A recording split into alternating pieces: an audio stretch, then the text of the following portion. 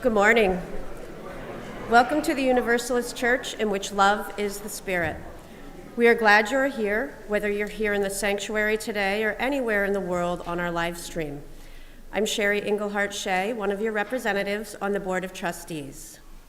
If you're a visitor, we hope you'll sign one of our guest books at either entrance to the sanctuary or visit our webpage, westhartforduu.org, to learn more. There, you can use the contact page to get onto our electronic mailing list, which is the best way for us to stay connected. We look forward to helping you become a part of the Universalist Church. We'll have fellowship through Zoom and in Fisk Hall after worship.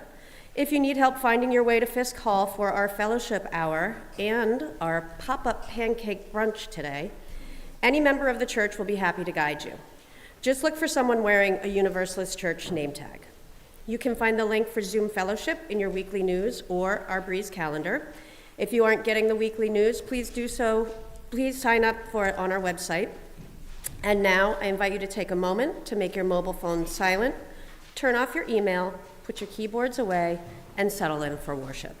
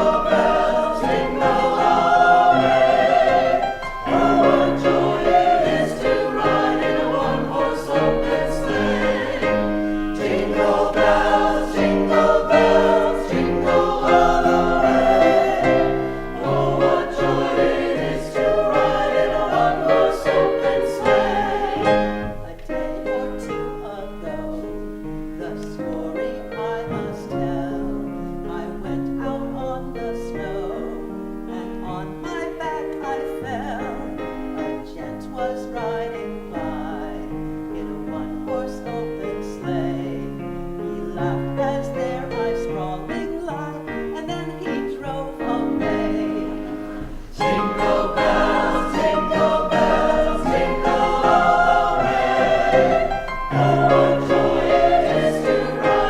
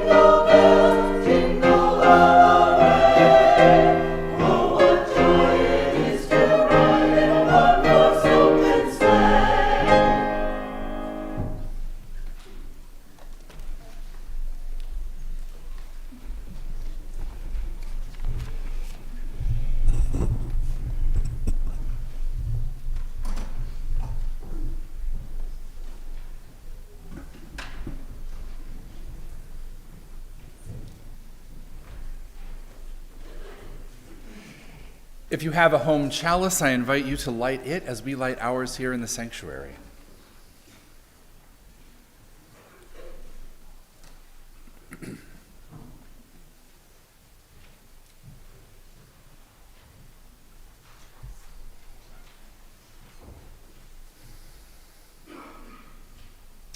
Amy Brooks and Jean Wallstrom write, "Even when the days grow shorter, our homes shrink smaller, our wicks burn lower, and even if our will to endure flickers, we light this chalice. This beacon light of lanterns guiding travelers home, the warmth of hearth fires tended through generations, the transforming energy of furnaces, and the power and life of our sun. May these blessings, warmth and light and life-giving energy, laughter and joy, the sharing of our hearts, may it all draw us into community that opens us up in gratitude for the breath in our lungs and the life in our limbs, the love in our hearts, everything that tells us that we are, on this day, alive." Our opening hymn is number 55 in the gray hymnal. Number 55. Please rise in body or in spirit here in the sanctuary or wherever you are as we sing together.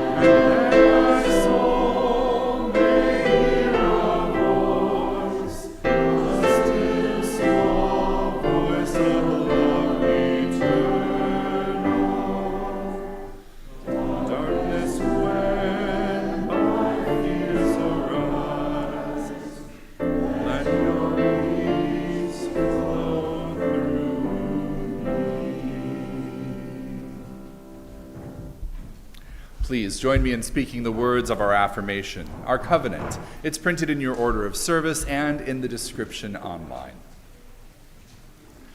Love is the spirit of this church, and service is its law. This is our great covenant, to dwell together in peace, to seek the truth in love, and to help one another. Please be seated.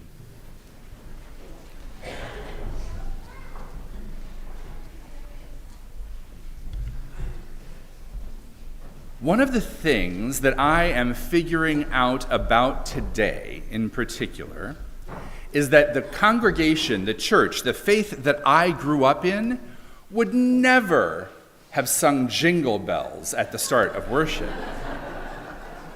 We would never have had that kind of moment of joy. And wait a minute, what is this? And why does it sound different? And I'm sorry, he didn't help you up, he just drove away in the sleigh? What? That never would have happened. Something else that never would have happened in the church that I grew up in is we never would have had a Sunday to talk about the winter solstice. Everything would have focused on Christmas and only on Christmas, and not about this part of our lives that happens every year, that we observe ourselves, that isn't just a story, but is a piece of who we are. And what that means is that I'm very, very, very grateful to be here with all of you so that we can have these moments of joy and an opportunity to talk about this thing that we all experience that is so much a part of this holiday season. And so here's what I want to talk to you about today in particular for our time for all ages. How many of you are afraid of the dark? I see some hands. I don't see a lot of hands. Okay, I see some little hands creeping up now and then. Yes. All right, that's fair. That's fair. How many of you were afraid of the dark but aren't anymore?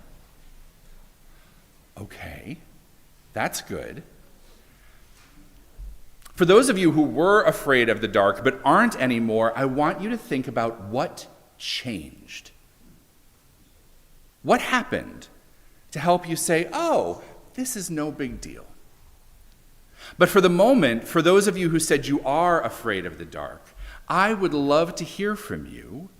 What is it that you're afraid of? What does the dark make you afraid of? Yes.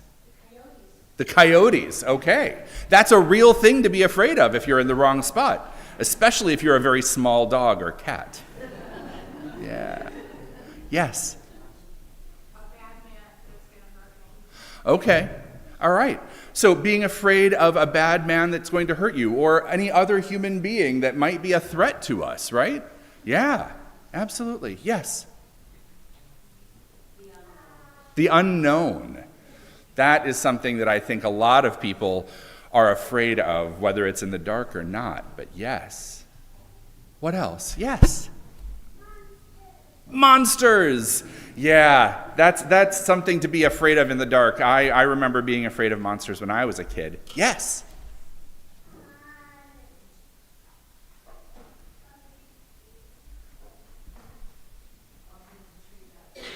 I can't quite hear you. Bumping into trees outside. This is actually a very reasonable fear. So one of the things about darkness that makes us afraid is that for those of us who rely on our eyes to tell us what's happening out in the world, darkness means that we know less about what's out there. Whether it's trees or coyotes or people, it all becomes a bit of the unknown. In the unknown, there might be monsters. We don't know. We haven't seen them. We can't discount that there might be something out there that we've never come across before.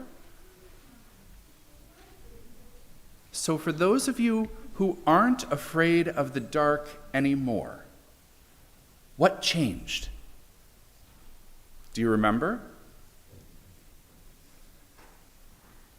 I'm more in control of my environment. You're more in control than you were when you were afraid. That makes a lot of sense. It is easier to be less afraid when you are more in control. Absolutely. One of the things that you were afraid of never happened. That makes sense. None of the things that you were afraid of ever happened. Even better. Whew. All right, yes.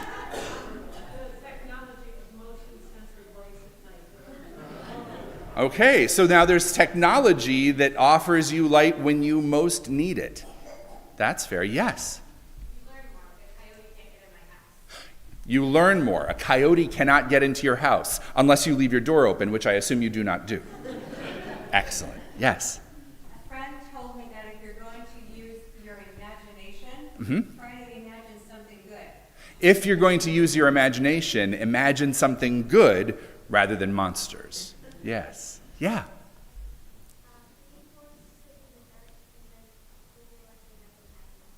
being forced to sleep in the dark and then realizing that nothing bad happened. Yeah. Yes, please.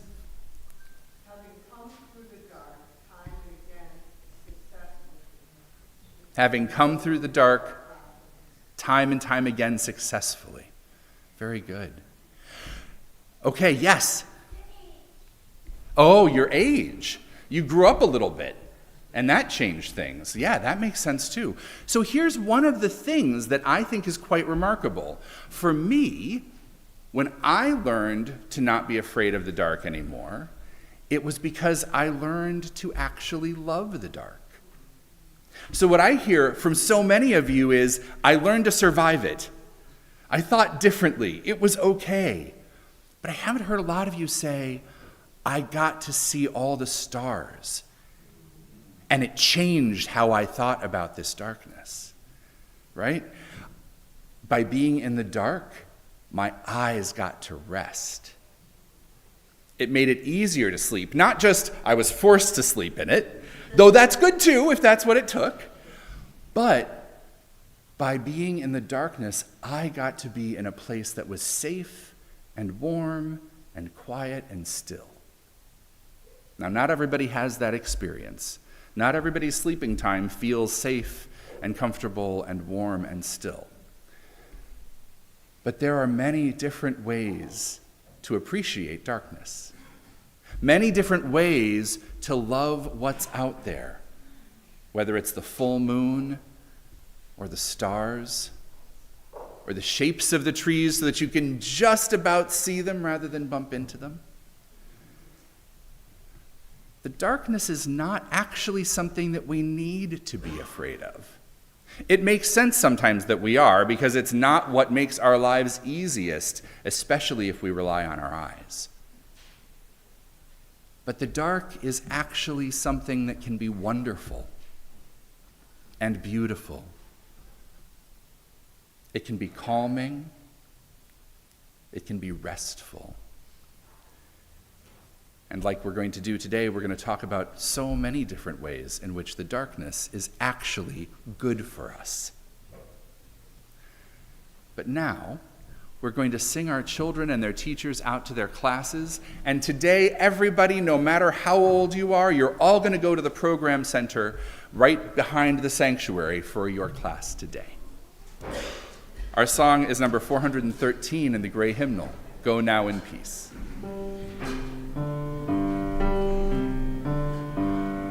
Now in peace, go now in peace. May the love of God surround you everywhere, everywhere you may go. Go now in peace, go now in peace. May the love of God surround you everywhere, everywhere you may go.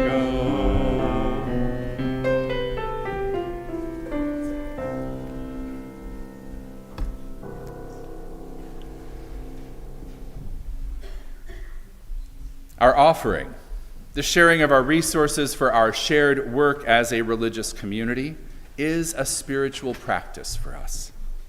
By offering your time, talent, and treasure to this community, you help us to serve our members, our friends, and the wider community of this congregation as well. And so as part of that service, we share our general offering each week with organizations that do work in the world that brings us ever closer to creating beloved community. This month, we're sharing the offering with the Minister's Discretionary Fund. It's a fund in which we can make the world an easier place for one another in times of hardship. People come to me and say, hey, I'm having trouble paying my rent, or buying groceries, or paying for my heat, or many other things.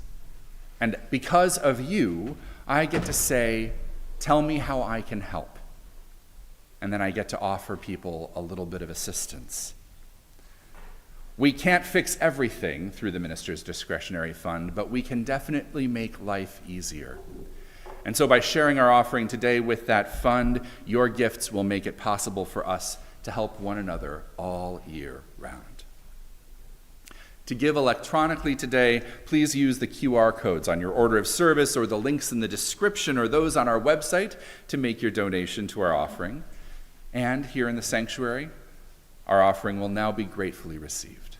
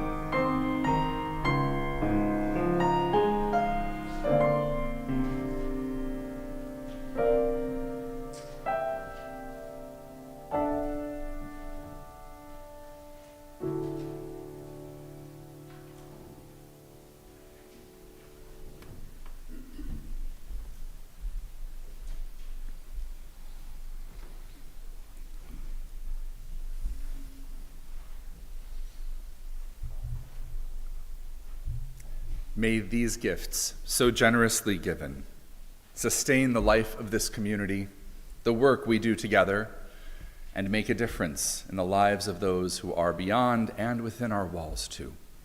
Thank you. Thank you. Please rise, in body or in spirit, as we speak our congregational reading. It's number 543 in the gray hymnal, number 543, called Winter. I'll read the words in Roman type, and we'll respond with the words in unison.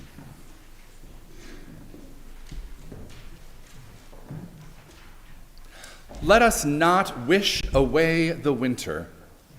It is a season to itself, not simply the way to spring. When trees rest, growing no leaves, gathering no light, they let in sky and trace themselves delicately against dawns and sunsets. The clarity and brilliance of the winter sky delight. The loom of fog softens edges, lulls the eyes and ears of the quiet, awakens by risk the unquiet. A low, dark sky can snow, emblem of individuality, liberality, and aggregate power. Snow invites to contemplation and to sport. Winter is a table set with ice and starlight.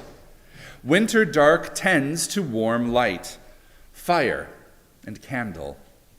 Winter cold to hugs and huddles. Winter want to gifts and sharing.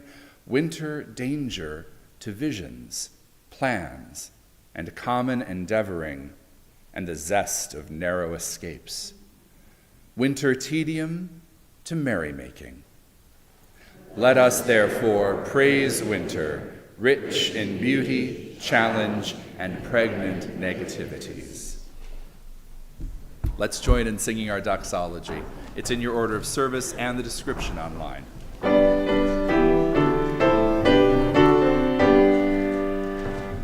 Praise God.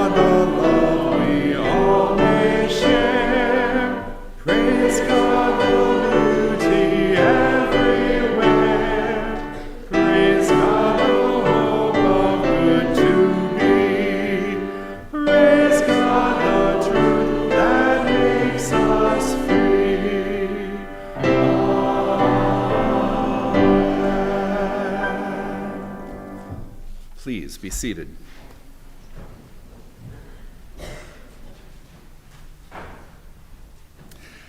Today I have something to share with you on behalf of the congregation. Joan B., Beth B's mother and a member of this church who hasn't been around for a little while now, is in hospice care at home. Prayers for Joan and the entire family are very welcome.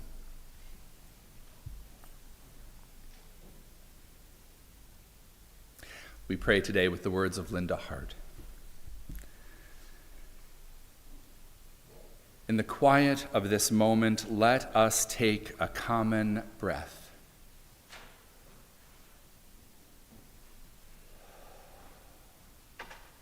Let us feel our muscles unclench. Let us open our hearts to one another, to ourselves, and to whatever it is that we know to be holy, however we may think of it or name it. Whatever it is that we know to be precious, necessary, life-giving.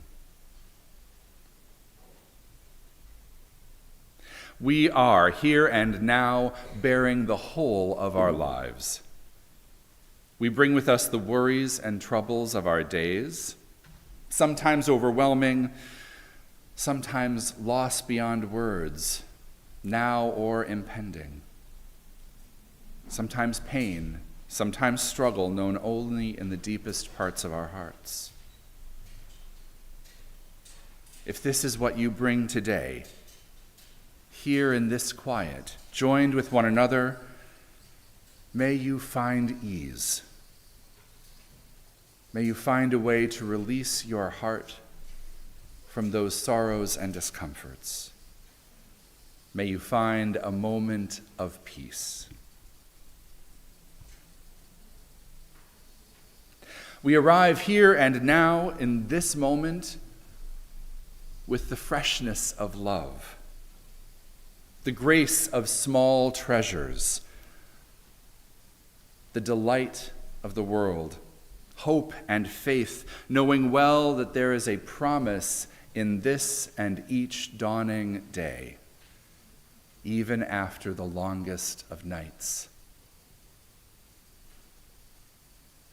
And so if this is what you bring today, here in this moment of quiet, may you lift up your heart in gratitude for the gift of your life and the gift of the lives around you, taking a moment in thanksgiving, in joy, in contentment.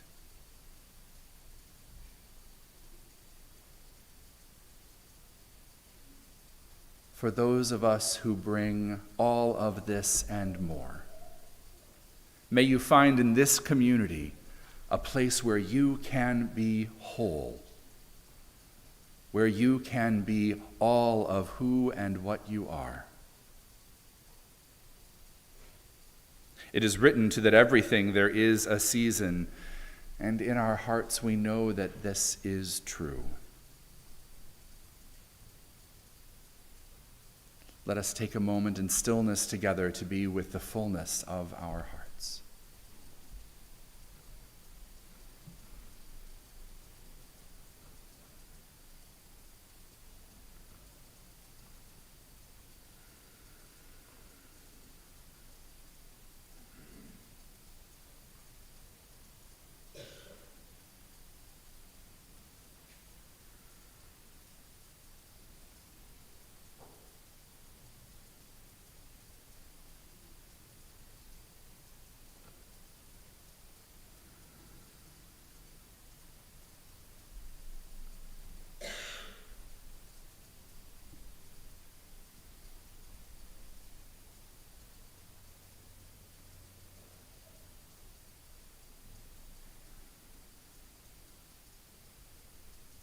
In the quiet of this moment, let us take another common breath. Relax our bodies, our hearts, and our minds. and knowing that today the earth is spiraling on from its solstice. And in that, let us open to the blessed darkness, praising renewal that comes in the dark and with the slow return of the light. May it be so. Amen.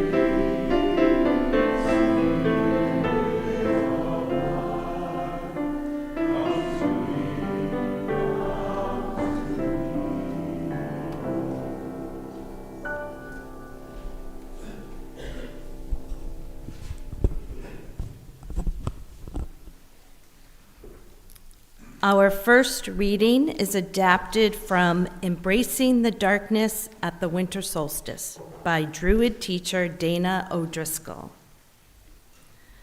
The period of time around the winter solstice, when the light of the sun is weak and our days are so short, is a period of difficulty for many.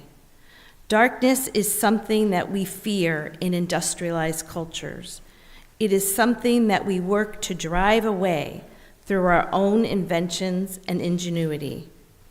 If a room's lights aren't bright enough, we call them dim and see this as a deficiency, working to make them brighter.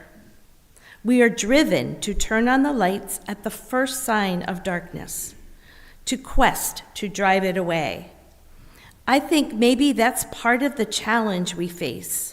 The frenzied culture works hard to keep us always going, doing.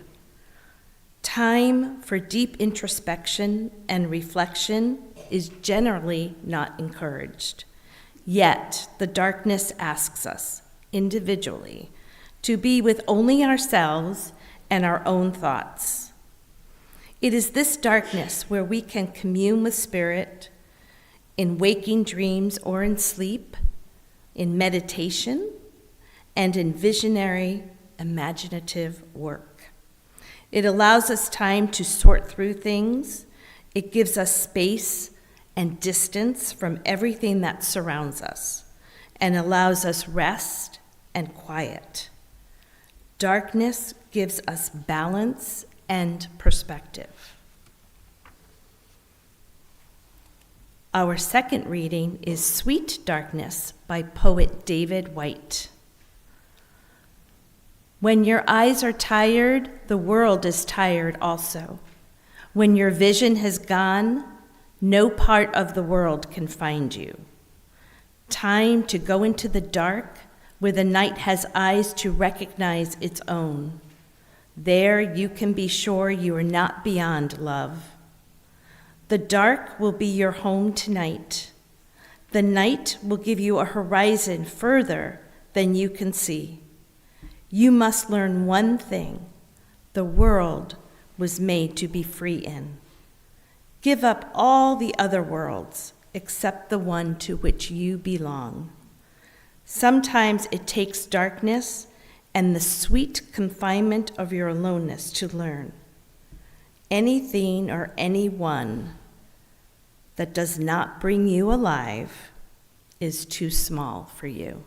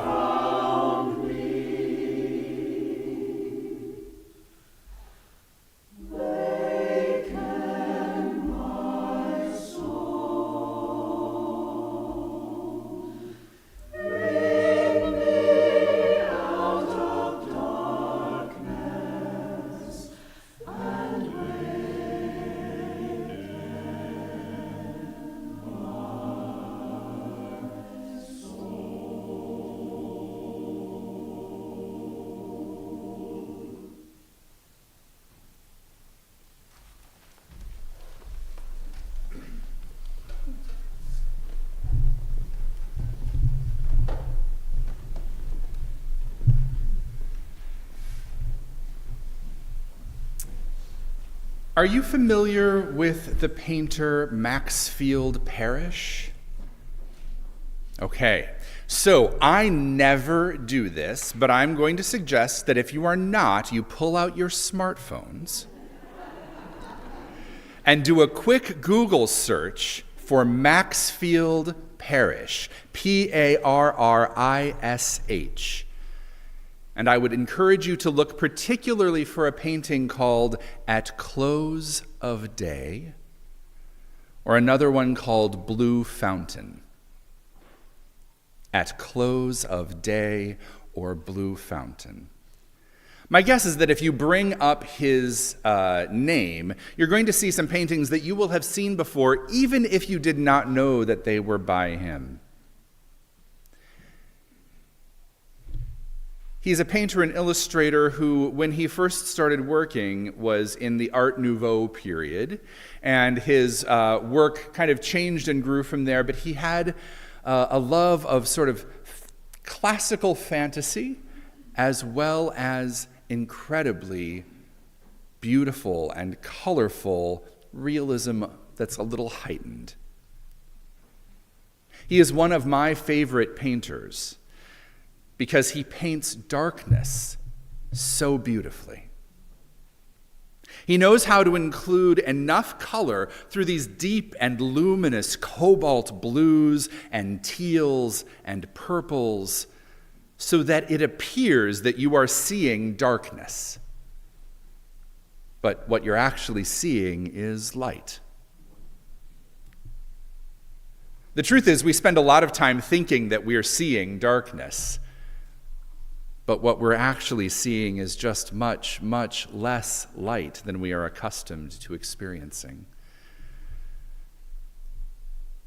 Human eyes do not really work in actual darkness.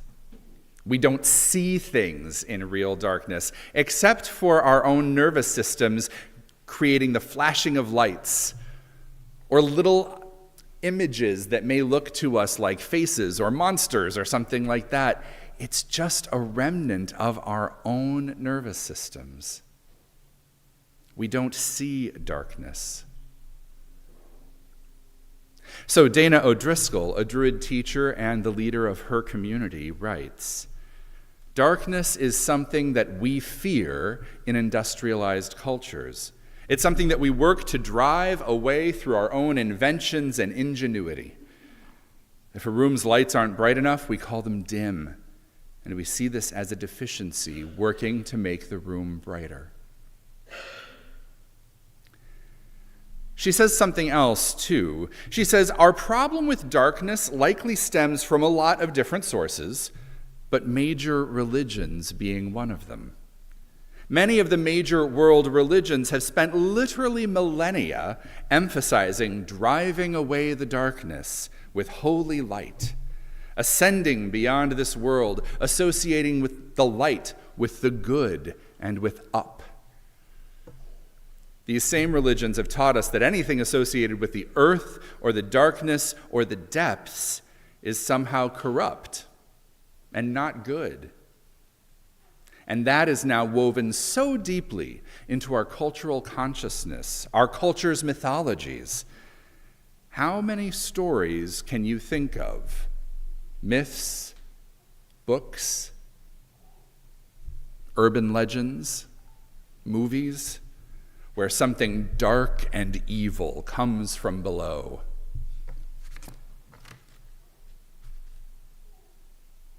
The poet Marge Piercy doesn't really address that, but her poem, In the Grip of the Solstice, still notes that this time of year is challenging in the colder parts of the northern hemisphere because of light and temperature alone. Feels like a train roaring into night, the journey into fierce cold just beginning. The ground is newly frozen, the crust brittle and fancy with striations, steeples and nipples we break under our feet. Every day we are shortchanged just a little more. The night pressing down on the afternoon, throttling it. A wan sunrise later and later, every day trimmed like an old candle, you beg to give just an hour's more light. Feels like hurtling into vast darkness. The sky itself whistling of space, the black matter between stars, the red shift as light dies, warmth a temporary aberration, entropy as a season. No wonder winter solstice does not get a lot of attention as a spiritual or religious festival here in the West.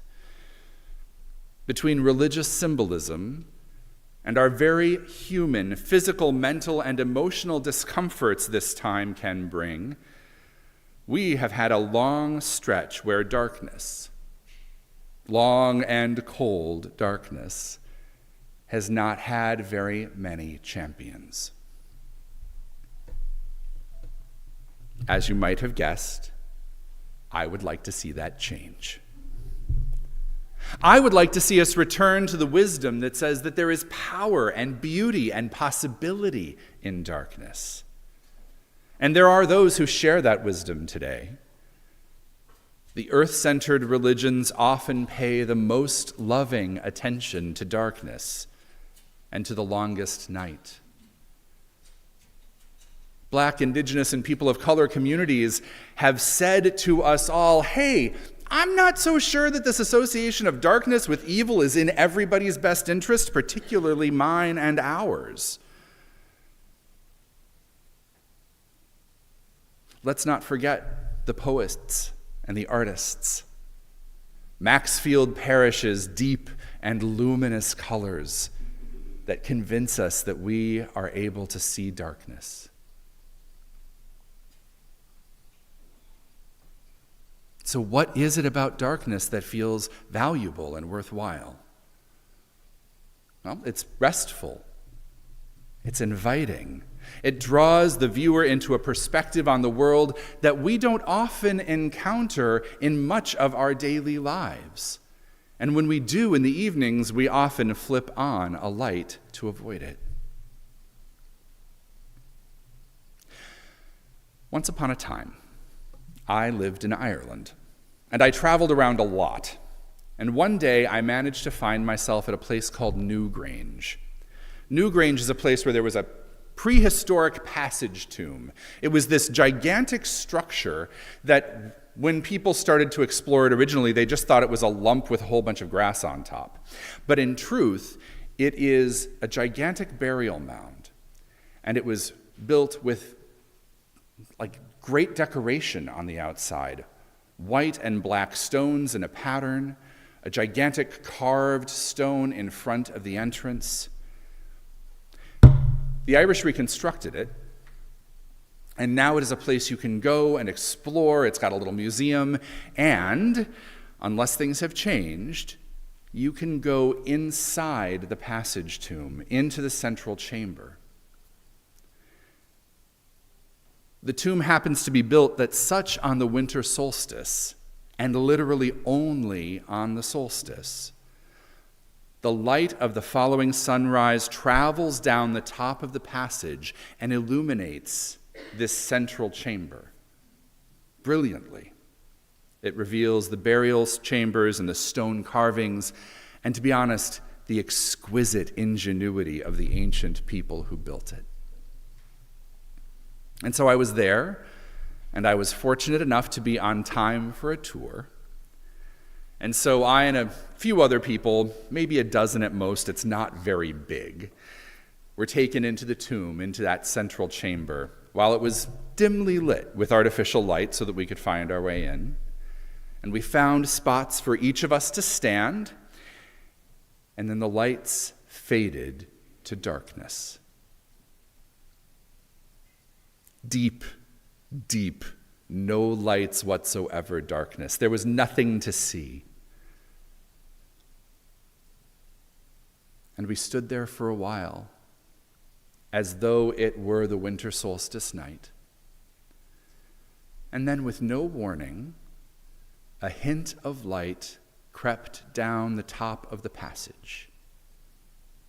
And that light grew and grew and grew, the closest possible replica of sunrise on the solstice. And even though it was an echo of that experience, it was so powerful to have been in a place that was so dark and so safe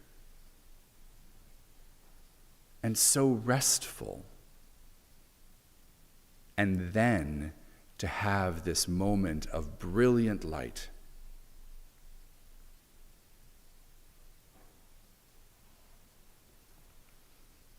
How many of you go for walks on nights of the full moon? A few, okay. Excellent, excellent. I love walking out in my garden on the full moon because the paths are visible and I get to see the world with different light, but I get to enjoy that dimness. How many of you have noticed that there are actually shadows that you can see at night? Yeah. It's not just the silhouettes of trees against the stars, but they cast shadows on the ground.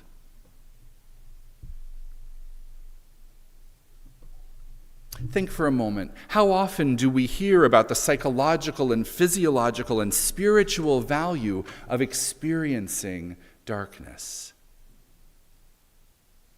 Not that often. Not that many of us actually really move into darkness. But science does remind us with warnings against light pollution, right? How damaging all of these nighttime lights are to plants and migratory birds and insects, and to us too. Our screens make it harder to sleep. Cherishing our darkness is pretty countercultural, but it's also incredibly valuable. Think for a moment, was there ever a time when you liked to sit in, maybe not absolute darkness, but a very, very dim room? For me, it was college. I liked to have my bedroom lit with some candlelight, put on some music, sit in my rocking chair, and just be. Enjoy the darkness, being still and quiet with myself. Now, of course, if I try that, I fall asleep very, very quickly. And it's likely because I've been doing too much. And so today, most days, I make sure there's enough light staying on to keep me awake until it's time for bed. But I remember those days fondly, and every so often I go sit out on my deck under a starlit sky and have a similar experience. O'Driscoll continues, "We are driven to turn on the lights at the first sign of darkness, to drive it away." And that's part of the challenge that we face. This frenzied culture that works hard to keep us going, doing. Time for deep introspection and reflection is not often encouraged. But the darkness asks us each to be with only ourselves and only our thoughts. It is in this darkness where we can commune with Spirit in waking dreams or in sleep, in meditation, in visionary and imaginative work. The darkness gives us time to sort through things. It gives us space and distance from everything that surrounds us. It allows us rest and quiet. My goodness, that sounds nice, doesn't it? Space and distance, rest and quiet, perhaps even deep introspection and reflection. So I have to ask you, and then I'll tell you my answer. Is deep introspection and reflection what you did last night on the night of the solstice? Did you have space and distance, rest and quiet? I'm seeing a lot of no, not so much. Maybe when you fell asleep. Neither did I. We're not alone in this. But fortunately, we all have the rest of the winter to try again. The night tonight will be a little shorter than last night, but not so much that it matters. I would like to suggest that you give yourself the opportunity in the coming weeks for more darkness than you might normally choose. Wendell Berry, who is a poet, a farmer, and an environmental advocate, writes, "To go into the dark with a light is to know the light. To go into the dark with a light is to know the light. To know the dark, go dark. Go without sight, and find that the dark too blossoms and sings, and is traveled by dark feet and dark wings." Learning to cherish the darkness, to experience and only sometimes see the beauty of it, requires us to be willing to let go of the primacy of a sense that many of us use all the time: sight. Discovering that darkness can be luminous requires most of us to use our eyes differently, to rely on other senses, to be more still, more slow than we often are, to find our own dark feet and dark wings. If you're somebody who wears glasses, you can give yourself a nice slow descent into darkness, using your eyes less and less, simply by taking them off.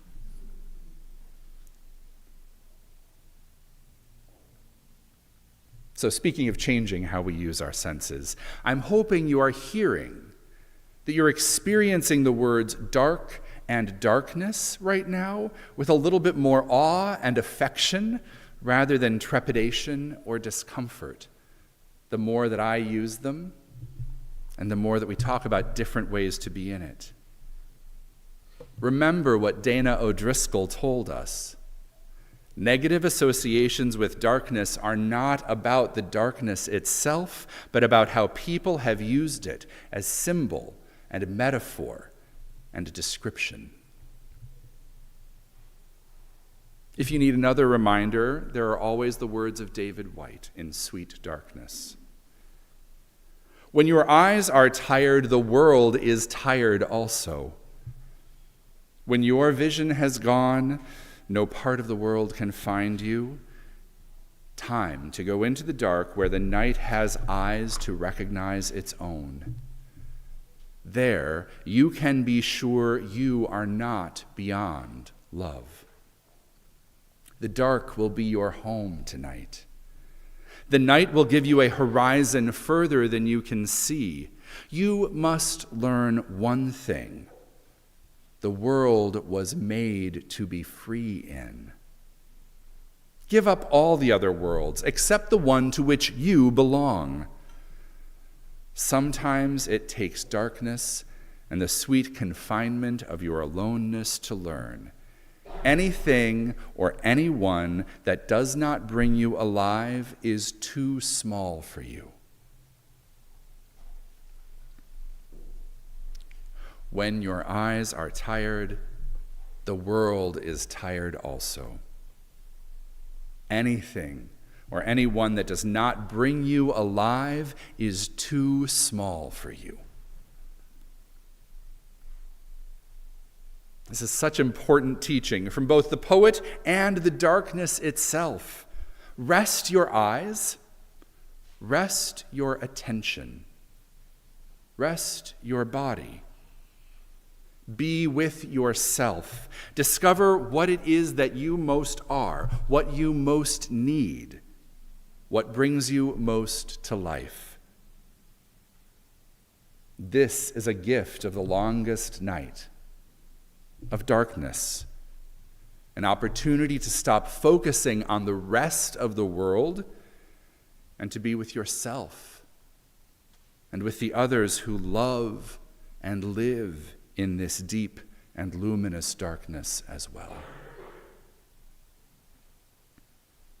And so I invite you to take a moment in stillness now and imagine how you might do that in the darkness, even though this isn't that dark moment, so that you might be able to explore it and enjoy it.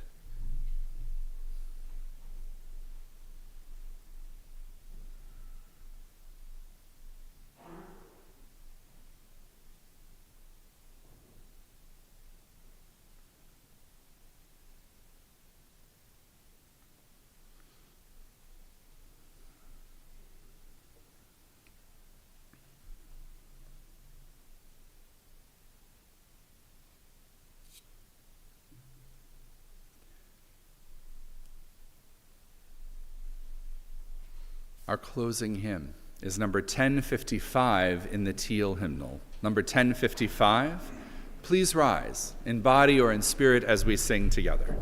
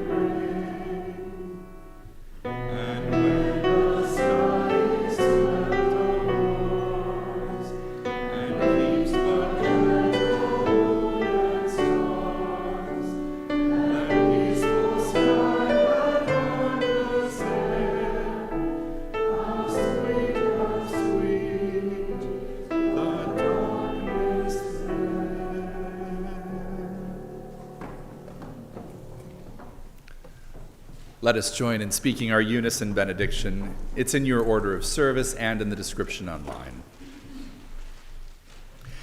Engage with the world in peace. Have courage. Hold on to what is good. Return to no person evil for evil. Strengthen the faint-hearted. Support the weak. Help the suffering. Honor all beings. And please be seated and remain for our postlude.